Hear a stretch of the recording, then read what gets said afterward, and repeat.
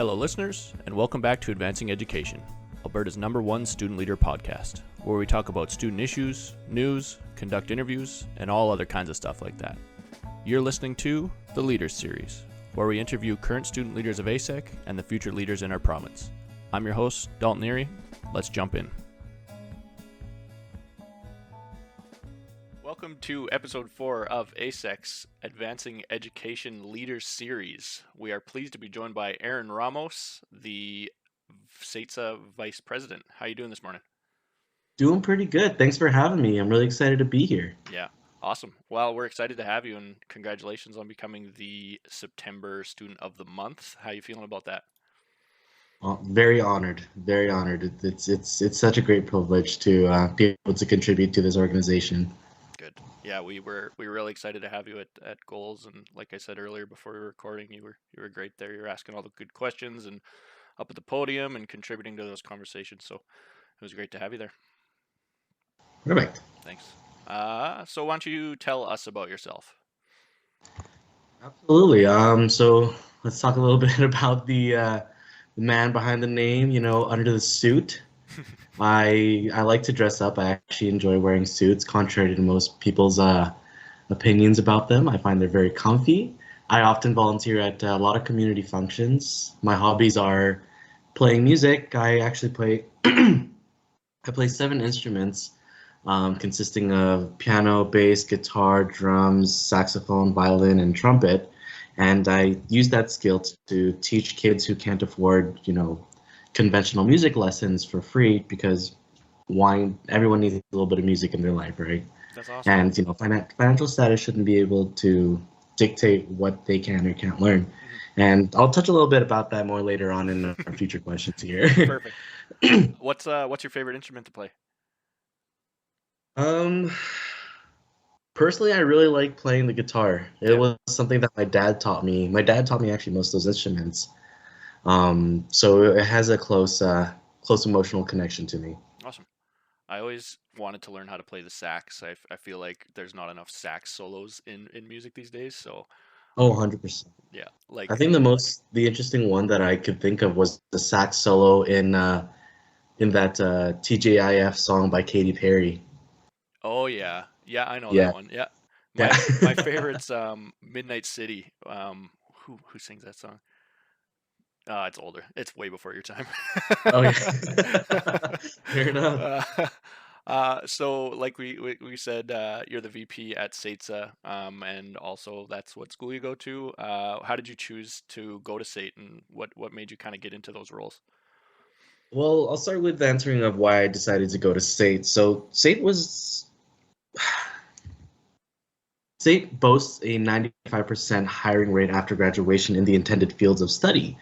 And I thought that was, what better way to, invest in my education and the result is getting a better job.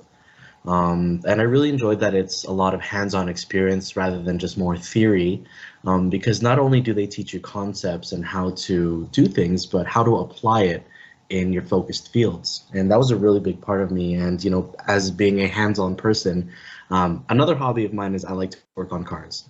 Okay. So, being a hands-on person, it was a really big win for me. And I guess the last point is, let's be honest, SAIT has a cheaper tuition, so that's always a win. Good place to start. Yeah. What program are you taking? I finished the diploma of business administration in April, and now I'm pursuing the bachelor's. So that's another 2-3 years. Awesome. Do you have to postpone your education to do this role? Slightly. So I just reduced my course load from a 5 course down to a 3. It did extend me by 1 more year, but the experience that I've been gaining here is astronomical, and the benefits and the upper hand that I'll have entering into the workforce will just be that much higher. 100%. Yeah. You don't really get the opportunities that other students other students don't get the opportunities that you have, that's for sure, but it's a definite trade-off. Like you lose, like you said, an entire year basically to get those opportunities. So yeah, absolutely. Were there any other schools that you considered, or? There was. So I'll tell a little bit of a quick story here. Sure. After graduation of high school in 2016, I wanted to enter into the Bachelor's of Education. I got accepted into MRU, but evidently ended up going to St. Mary's. I started off with taking a psychology minor there, and I just realized that that wasn't for me. So I took some time off, took 4 years off after actually. Good for you. I worked every job under the sun from construction, retail. I ended up being a kitchen and deli manager for a handful of years, Cool. and I decided to come back and invest in post-secondary. Cool. That's good for you. What kind of retail did you work in? Um, I worked in clothing retail. I actually used to be a what they call a brand rep for Abercrombie and Fitch. Oh, cool. You Yeah. you just like stand out front with your shirt off? Is that what the brand rep does? I don't know if I would be that confident, but I was definitely behind the counter with my shirt on. That's that'd be a tough one. Oh yeah. What about student leadership made you run? Obviously, taking all that time off and thinking about your education, it's and wanting to come back, and you'd think you'd want to be done it right away. So, what made No, you want to do absolutely. the student leadership? So the transition that kind of took place there is I was heavily involved in a school club called Enactus, where they work on innovation and sustainability projects, and you run those and you see how many lives you can impact in the world. And we're only a state charter here, and a friend of mine was actually talking to me about maybe running, and I thought if I can make lives better for people outside of the school, why not just focus in on the people right around me? And student leadership was the best way to do that. It was actually the perfect way to do that. So it just made sense to kind of go that way. For sure. I was a part of Enactus when I was in university as well.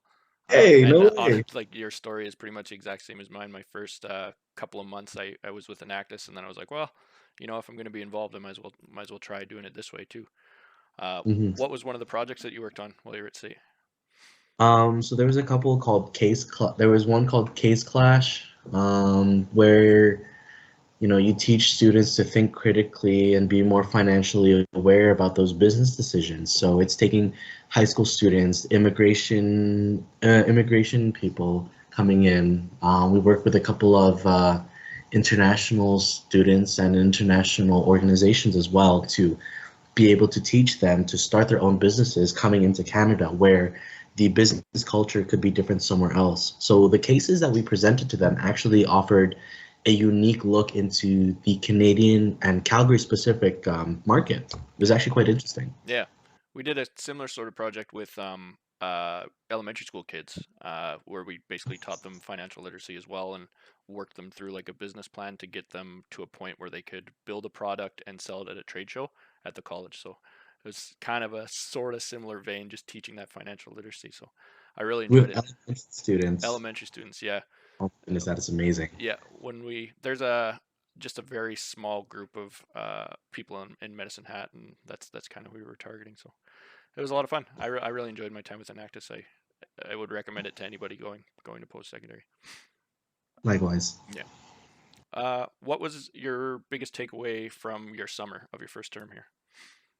My biggest takeaway from the summer, you know what, that's a good one. And a lot of people would think that with the positions that we're in, student leadership, you would have a vast understanding of how the political landscapes work. Um, that was not the case for me. No, I was one of those guys that kind of went along, whatever happens, happens. I'll leave it in the hands of the general population to decide what's best for me. But upon taking this position, there was that whole view changed. Hmm. So my biggest takeaway really is by fully understanding and learning the ins and outs of the municipal, provincial, and federal government, um, and just understanding how complex it really is, and that you'll never stop learning about the operations of it. Definitely. Yeah, it's quite an unruly beast, government. It's tough to really pinpoint down things that you like or things that you don't like or things that you can understand. Even that's it's even I've been a part of ASEC for like 6 years now total through my students association time, and I feel like I still have no idea what's going on. So Oh yeah. No, a lot of my poli sci friends, they're like, I don't know what's going on. I'm like, dude, me too. Yeah, and you're there in school trying to learn it. So Yeah, yeah. right. So tell me about SATE, I guess. What's going on at the campus this year?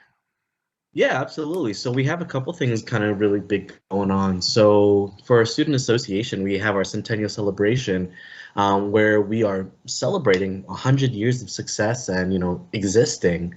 And we have a bunch of events kind of coming up. We had an entire 10 days of concerts back to back to back to back to back to back to back. And then we had a keynote speaker, Harner Ryan Singh. Oh, nice. He was actually one of the they had an event, kind of like a reach out of broadcasting the NHL games in Punjabi. Hmm. And so he and the team actually kind of got that all together, and he was, recruited onto the to be one of the announcers for the actual NHL, the main branch. And oh my goodness, the success that he's seen and the diversity that he's included into the NHL, the adversities that he's had to face was significant, and the message that he brought out spoke a lot to our international students, our domestic students, and was such a powerful message. And I think what he's most famous for is, I'm not sure if you've ever heard it, but do you know Nick Bonino? Nick Bonino, hockey player, Yes. Vancouver maybe. Yeah, I believe so. But his big, Harner Ryan's big thing is, Bonino, Bonino, Bonino, Bonino, Nick Bonino. That one, right? That's awesome. So he was that was his big thing. Yeah, sorry. So the the centennial event has been a nonstop, basically party and just celebrating the success of collaboration, advocation, and just being there for students. So we've had like a bunch of carnivals and everything. Um, so that's been a lot of fun. And I think another thing that we have going on is the campus center reconstruction. Um, while we're celebrating old things, I think SAIT decided that maybe old buildings aren't really the best thing too. So we're taking that down. We're rebuilding to make, a whole new landscape per SAIT, something to really catch the attention of anyone in the Calgary population, because it's right off the main train line. Mhm. So I think it's quite important to have a building or a structure that really stands out. So reconstructing should be done in 3 years. Anticipating supply chain breakdowns and delays. I think it'll be closer to 5 or 6. What are you guys using for offices right now? I know SATE's office used to be in that building. Yeah, we are all kind of scattered around the place. Staff is having a hard time finding a permanent home. Um, yeah, no, I'm just kind of working out of our governance and advocacy office. So anyone listening to this, it's that's where you'll find me. Perfect. I whenever I'm in Calgary, I try to make a stop on that train line at SAIT. My favorite view of Calgary is from your guys' soccer field, where you can see just like downtown and then just like a little bit of mountain sprinkled the back. I love stopping there and taking a look over at the city. It's just gorgeous right there.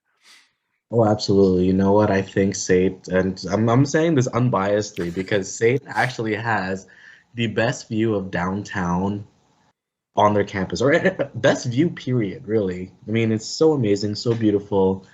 You're completely submersed about what SAIT really is by looking over at that view.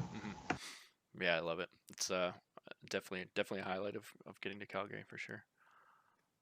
What are you guys working on this year?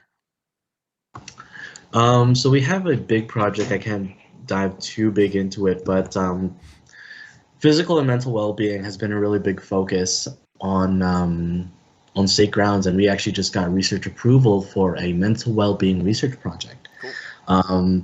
I think approval is actually a really big thing for research. Our research coordinator, Nick, has been amazing with coordinating the research, the focus groups, getting the onboarding and everything, setting expectations. And the thing that really stood out to me was preparing the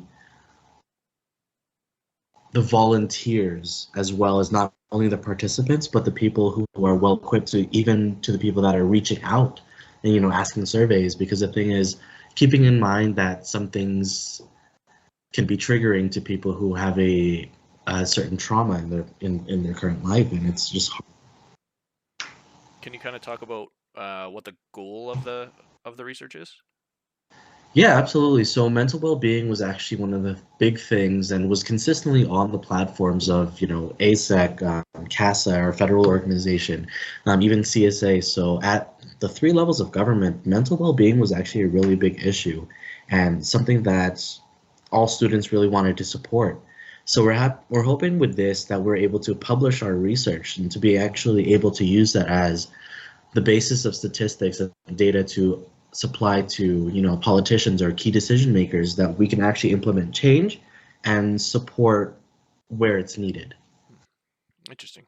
Um, yeah, that's awesome. That's really good research. I know mental health has been a big thing on our radar for years and years. So Mhm. any more information and anything positive that can come out of that is going to be great for students, obviously. So keep up that Absolutely. good work, and hopefully you guys can get that published and get it all finished in your time. I would hope.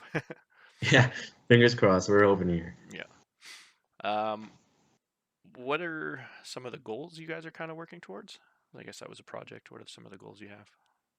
Um, so some goals that we have set out for ourselves is accessibility. So we're working with SAID on a couple of issues that we're facing at the operational level where students are having a bit of an accessibility issue. But SAID's been really receptive. The partnership has been great, and we're getting a lot of um, key information when it's needed.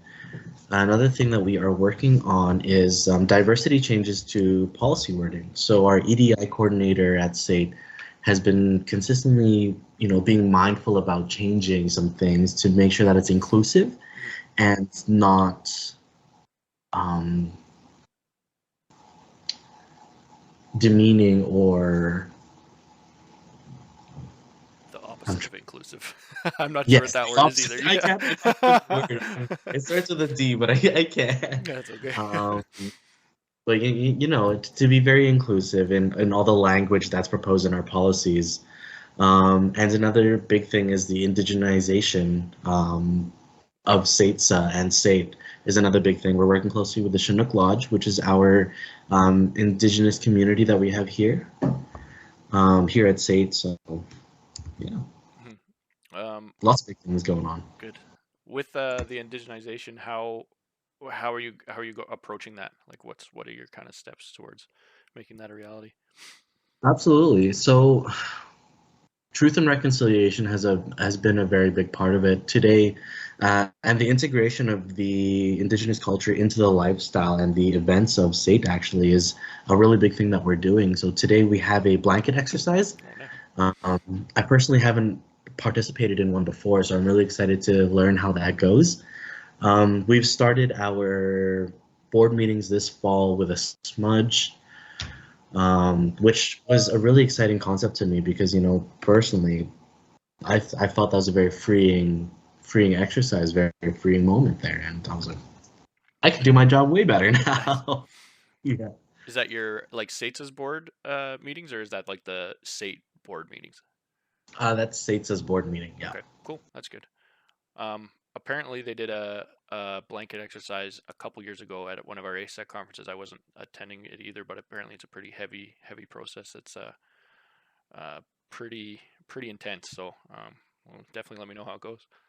Okay, for sure. Yeah. I'll be prepared now, more better. What has your team's biggest challenge been so far, and how have you kind of adapted to overcome it? I think our biggest challenge is, being adaptable to every conversation, and what I think it's been hard. Our biggest challenge as well is that it's with the nature of the job of student leadership, it's turnover after turnover after turnover because of, you take it in your last year, you graduate, that's a new role. Or, you decide that it's not for you, or you want to pursue something else, or you've learned whatever you could from it, and then you move on. Leaving that position open to a new student, which is exciting. But the thing is, the relearning process always happens, and goals take time. Advocacy takes time. And with new students coming up with new goals, new ideas every single time, it's hard for those legacy goals and those key ones to actually continue on to the point that where it needs to be, or else it just falls through. So our biggest goal right now is just continuation and proper succession planning, with goals and not only people. And another issue that we face, which is not a bad thing at all, is that every director that we have is so passionate that conversation and ideas just kind of get they run crazy. They run There's just so much ideas, so much love, so much passion for the student body. It's hard to contain it all, and put it to work really. What are some of the ideas coming from your guys as directors? Like, what's something that you have just heard recently that you're kind of like, hey, maybe that's a good idea, and want to start moving forward with that? Um, we we have a quite large representation of international students on our board, and getting that key insight from those students have been nothing but beneficial for us to, fully understand what they are going through. Because myself as a domestic student, I'm not privy to the 300% tuition increase that they're facing, and the different limitations that they're set from the federal level, the disengagement and not being able to place themselves in the Canadian community or Calgarian community has been a hard one. So I think those kinds of ideas and working to correct them, or at least make it better, has just been amazing. Mm-hmm. Off the top of your head, have you thought of like any sort of like high level ideas on how you can kind of fix that at SAIT at least? You know what? Yeah, at a federal level, it's been a really big thing for me to, remove the cap on their ability to work while in school, because as an international student, the assumption is at an institutional and government level is that you come to Calgary, you're able to sustain yourself. And that limits to the students who are actually able to do that. And those who are not, they go through so much hardship, so much strife to be able to sustain themselves in a brand new culture, a brand new country. They may or may not know the language quite well enough to be able to place themselves in a way that, introduces them to industry. And as a polytechnic, that's a hard one. So my big idea is to remove that hour cap, that 20-hour cap per week. Awesome. I think that is part of one of our federal asks as well. I think it's kind of ingrained into that international student retention and attraction sort of ask. So, I mean, we're on the right Yes. track, I think, and I agree with you. I think that's the way to go is let those students have a little bit more freedom with working to actually not only just enjoy their time here, but actually like be able to contribute before they decide to leave or decide to stay. They can actually get a feel for the country and what they're getting themselves into. So. Very true. Very true. So yeah, we're gonna start talking a little bit about ASEC here, and we're coming up on our lobby week, so November 21st tentatively, which means that the ASEC goals have been selected, and we're moving forward with a couple. What goals of ASEC is SAITSA about? Thank you. So I was actually empowered by the board to speak on on their behalf here, and the ASEC goal that was really important to us, being a polytechnic, to maintain that connection to industry, and keep jobs flowing. Work integrated learning was a really big thing for us, and while tuition cost was a very close second, and I understand that it's something that impacts all post-secondary students. At a SAITSA level, where we wanted to focus, that was at work integrated learning. Mm-hmm. What do you think? Like, how do you think ACE or not ASEC, SAITSA would suffer from not getting more work integrated learning? I think the downside of that, and not being able to be able to properly advocate on that, and not getting that, is we would lose the one thing that makes us a polytechnic. And the thing is, personally speaking, I think polytechnics and colleges is the way that post-secondary is going, where people are wanting, quick education, valuable information and resources to take into the workforce and to get jobs. I think that'll really set us back. and the future of post-secondary education and institution will really suffer from that if we get that taken away. So. I think yeah, I agree with that as well. I came from a smaller college as well, like where while I was doing my degree, I was in a cohort of like 20 students, or even less than that, I think, and we just had that so much more opportunity to work with businesses in Medicine Hat, and my teachers were so much more ingrained in society or in the society there, and we were able to really Mhm. get like hands-on learning and like go to a factory and learn about how like one piece fits into the next piece and kind of take all the things that we've learned and actually use them practically while we're learning them. I think is a Mhm. huge step up from, or a huge like step ahead from being in like a university where you have 200 people in a class and your instructor has no idea who you are, or even Yeah. really cares No. if cares if it works out for you. So um, Yeah. yeah, work integrated learning I think is huge. So Mhm. uh, what about your experience at Goals, being like your first in-person conference for ASEC, and Mhm. what did you think of that? Honestly, I thought it was quite amazing to understand, and it gave me a good insight about what the Alberta student leaders are taking to the conference. And I was learning about some key issues. I had a great time talking to the Medicine Hat folks, the people at at Lethbridge College, NATSA. Just everyone was so amazing. Kings, oh my goodness, such valuable points of views, and so unique.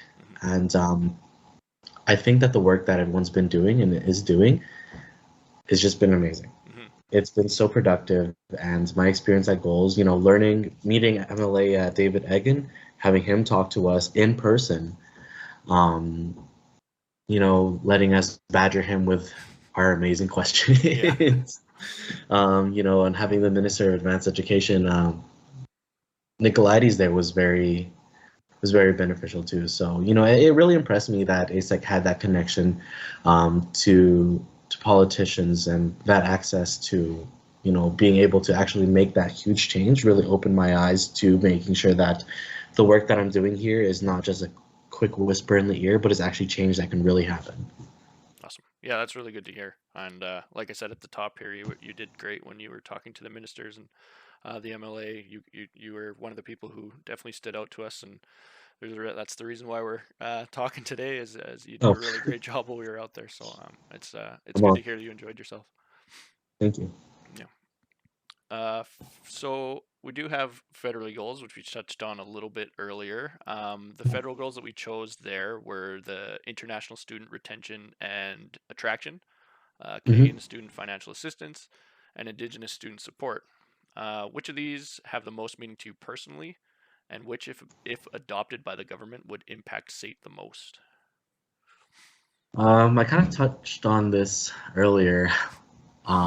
International students have a very close spot in my heart because Canada is all about diversity, and the population that we have is ever growing in international. And I think it's amazing the way that we can celebrate that diversity and bring that here. And the attraction for international students is so important because offering that unique perspective, that unique culture, that unique diversity into what Canada is just so important because that's who we are. Mhm. Our entire business model is reliant on the key strengths that everyone can kind of bring to the society, Mhm. and we need to do a really good job at retaining that as well because as much it is as much it as great as it is to bring them in, we educate we educate these students from different walks of life. They can be parents, which we actually have a director. His name is Paul. He is a parent. He worked in the industry for 20 years. He came back to school to further pursue education in the field that he's working in to be properly certified, Mhm. um, and to build a life here for better for not only himself but his kids and future generations. I think is very admirable, and to be able to retain them is quite important too. So why make everything a challenge? Why make everything so hard for them to not be able to sustain their goals or their dreams? Mhm. Makes no sense to me. Yeah, I 100% agree. Like, Mhm. if Canada is attractive enough to come to do your education here, then it's got to be attractive enough to stay here after you're done your education. I agree. Yeah, very Yeah. true. So that's kind of all I got for you today. But if I'll give you a chance to plug your own podcast, and maybe we can talk about that for a Yeah. couple of minutes before we take off. Yeah, for sure. So Sates is actually doing its own podcast. It's called The Asterix. It was started by previous presidents and executive councils. Liam Hunter, Old College's very own executive current director. Ryan Morstad. I've never had the opportunity and the pleasure to work or meet him yet, but from what I've been hearing, amazing dude. Back in my Real day, good that was the president back in my day, Ryan. Oh, nice. Yeah. Yeah, good guy. Was he really. cool? Yeah, I liked him. He was a good guy. Great beard. Perfect. Oh my goodness, I'm so jealous. I can't do it. I can't grow a beard. I literally just started being able to grow one, and this is all I can get. So Beautiful. You're doing great. what's like your favorite part about podcasting? The fact that they can't see me, because I make some very strange facial expressions when I'm making weird sounds. So here's a little insight to episode 1. We introduced our new mascot. His name is Theodore Yedison. He goes by Teddy the Yeti. Okay. Yes. And Dawson asked me what my best Yeti sound was, and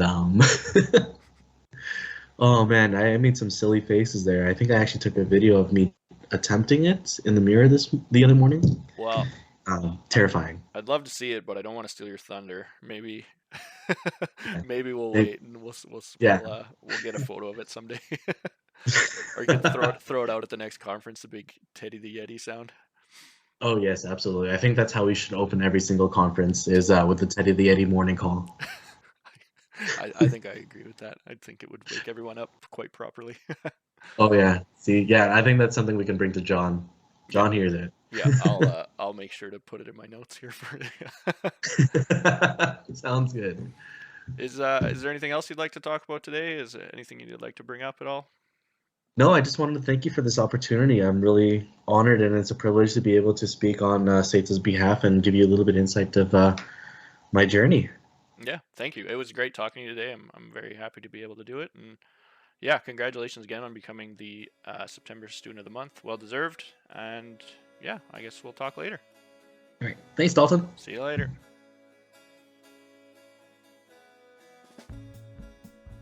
Thanks again to our guests, and thank you for tuning in. If you like our content and want to learn more about ASEC, check us out at albertastudents.ca or follow us on social media at Alberta Students on all major platforms. Until next time, this is Advancing Education.